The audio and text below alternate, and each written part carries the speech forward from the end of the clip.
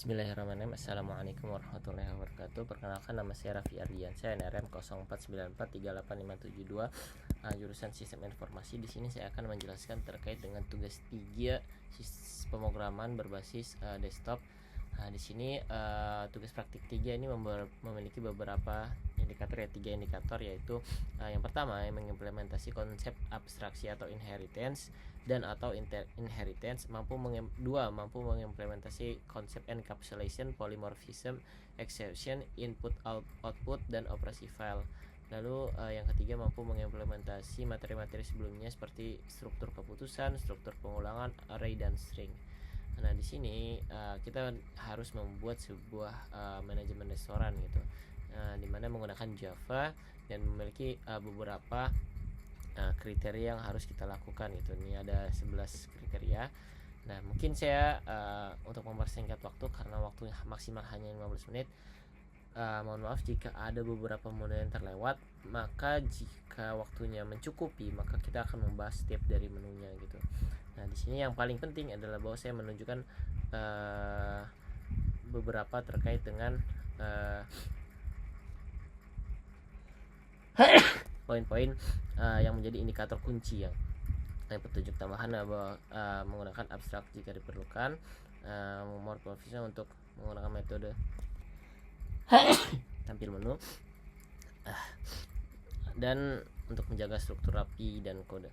Nah, untuk menjaga struktur yang rapi dan ini, yang pertama itu saya menggunakan splitting code ya. Jadi splitting komponen-komponennya per komponen dan per modul fungsinya ya masing-masing. Di sini ada diskon, ada makanan, menu item, terus trouble, exception, minuman dan pesanan gitu. Saya pisah agar memudahkan kerapihan code-nya juga dan memudahkan untuk diklasifikasi berdasarkan fungsi-fungsinya. Nah, untuk konsep yang pertama yaitu ada abstraksi. Nah, saya mengimplementasi abstraksi pada bagian menu item ya. Jadi di sini ada abstract menu item, yang dimana nanti abstract menu item ini bisa digunakan untuk inheritance di halaman menu. Ya, ini bisa kita lihat di halaman menu dia ada extend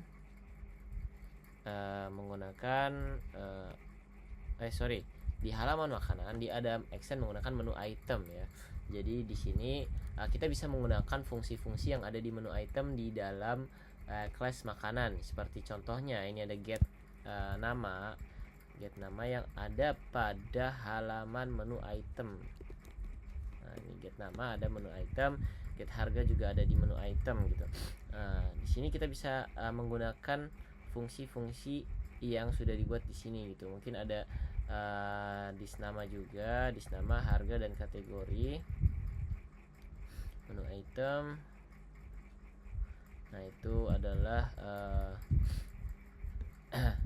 keunggulan dari kita menggunakan abstraksi lalu kita inheritance gitu. Jadi kita bisa mengambil function di dalam menu lain, dalam kelas lain gitu. Nah, lalu indikator selanjutnya itu kita ada menggunakan encapsulasi dan polymorphism, exception, input output ya. Di sini saya ingin menjelaskan input output terlebih dahulu ya. Di sini saya sudah membuat menu teks txt. Sebentar, ini saya coba hapus dulu ya menu txt ini. Nah, jadi apa yang akan terjadi ketika menu txt tidak ada, maka saya sudah membuat program. Jika menu txt tidak ada, maka dia akan mengenerate menu txt dan itu memerlukan input output. Dia akan membaca inputnya terlebih dahulu. Karena inputnya tidak ada, maka dia akan menggenerate baru. Nah, kita coba ya. Kita coba debug run Java. Oke.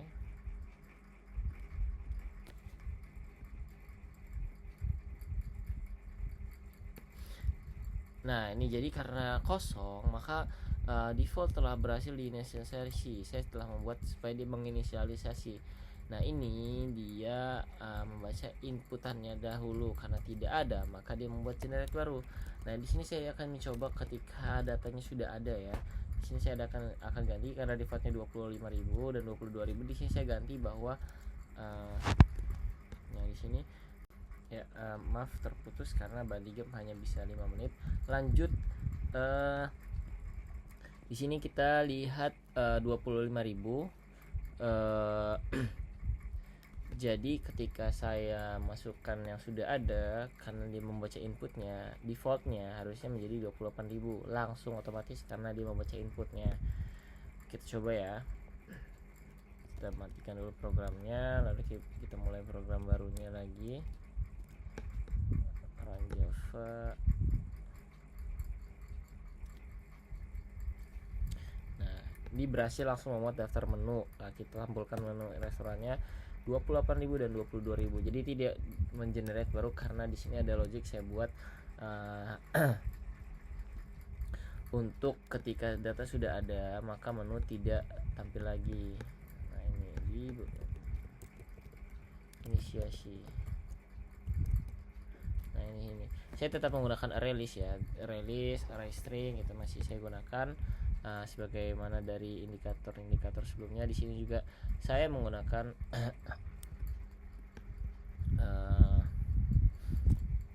string. Lalu ada juga function yang masih saya gunakan. Di sini ada scannernya ya, yang tadi saya bilang itu inputnya, dan ini ada outputnya, sistem output inline, output untuk ditampilkannya. Ini adalah pilihan user untuk interaksinya. Lalu ada function method yang mengarah pada polymorphism. Sebentar kita cari polymorphism. Nah, di sini ada polymorphism implementasi. Jadi saya mengambil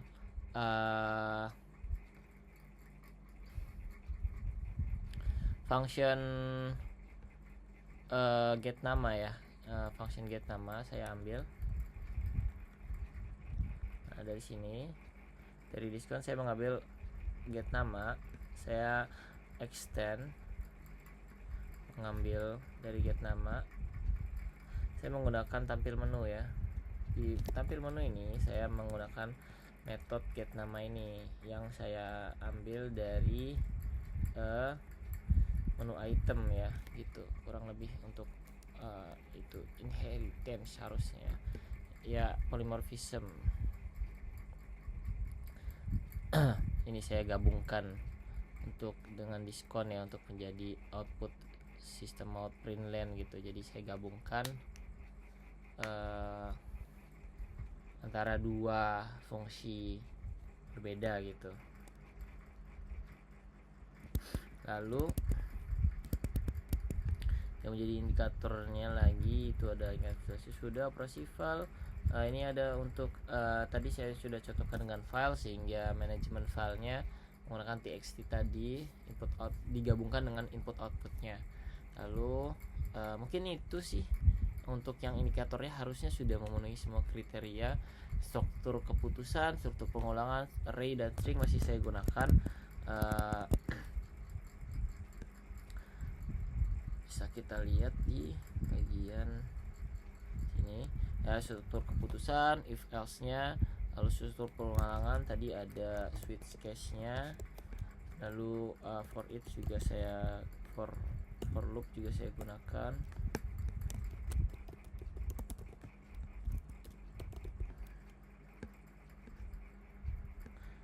Di pesanan masih saya gunakan for loop. Mungkin itu ya. Nah, untuk dari segi pembuatannya dan ya itu mungkin fokus ke sekarang saya bisa jelaskan terkait dengan menu-menu yang sudah saya buat. Jadi ya sini saya buat 3 kelas turunan, makanan, minuman, dan diskon. Saya telah buat 3 kelas diskon, makanan, dan minuman. Oke, sudah. Lalu menu item yang kelas dasar ya, jadi ini akan menyatukan semua menu item di dalam sini ya. Ini menjadi kelas abstraknya untuk nanti digunakan di beberapa kelas-kelas lainnya di menu item. Lalu kita membuat menu untuk mengelola kita lanjut lagi, terpotong lagi tadi. Udah menu ini untuk mengelola kelas ini memiliki sebuah atribut ArrayList. Oke, kita ke menu. Maka ini terdapat ArrayList untuk menyimpan daftar menu-menunya karena terdiri dari beberapa data gitu. Dan lalu membuat kelas pesanan untuk mencatat pesanan pelanggan. Ini juga memiliki ArrayList karena memiliki kumpulan-kumpulan data dari pesanan-pesanan menunya gitu. Nah, di sini saya menggunakan getter-getternya juga. Banyak menggunakan loop di sini karena untuk mengiterasi setiap dari data-datanya, ataupun di sini juga terjadi fungsi untuk menambahkan atau mengurangi pemesanannya dan menghitung total ya juga. Implement konsep inheritance yang dengan benar antara kelas-kelas ini. Jadi penggunaan inheritance saya, jadi yang pertama itu ada abstraksi class oleh menu item. Lalu dari menu item ini digunakan oleh makanan. Jadi makanan ini menggunakan namanya, menggunakan harganya gitu dari menu itemnya.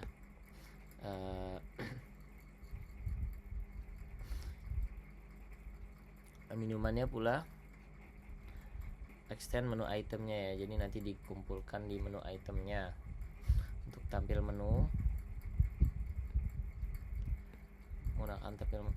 Jadi pada minuman itu dia mengambil fungsi dari tampil menu. Nah, ini ada di ini. Jadi ini akan menjadi seperti sebuah interfaces atau abstrak yang nantinya ini akan diisi dari si makanan minuman tadi. Jadi diambil ya nanti ketika di pesanannya itu menggunakan menu item tadi gitu ya. Jadi menggunakan abstraksi class yang tadi sudah dibuat sebagai wadahnya tadi ya.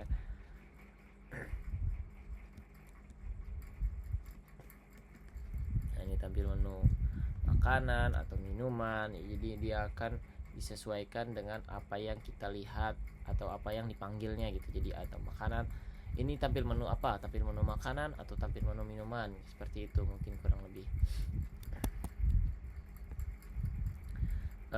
Untuk encapsulation itu saya membatasi beberapa akses atribut-atribut, tidak bisa langsung akses kelas yang lain.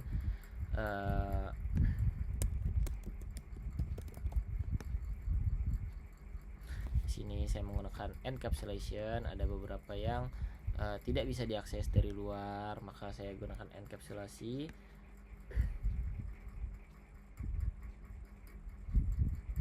Sini ya contoh-contohnya ya. Channel private juga. Ini seperti ini private, tidak bisa diakses oleh kelas lain.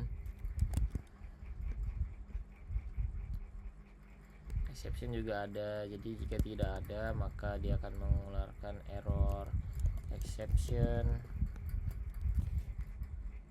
Nah, ini sih tidak ada, jika ada error atau validasi atau tidak sesuai maka dia akan mengeluarkan error. Lalu untuk ini namanya itu baru dan diskon. Mungkin yang diskon masih sama seperti sebelumnya ya. Kondisi-kondisinya di sini lebih fokus kepada input output, encapsulasi, morphism dan segala macam teknikal yang baru yang kita pelajari di modul yang baru ini. Mungkin karena sudah 15 menit maka itu saja dari saya. Untuk struktur yang lainnya mungkin kurang lebih sama seperti yang sebelumnya ya. Terima kasih, saya akhiri. Wassalamualaikum warahmatullahi wabarakatuh.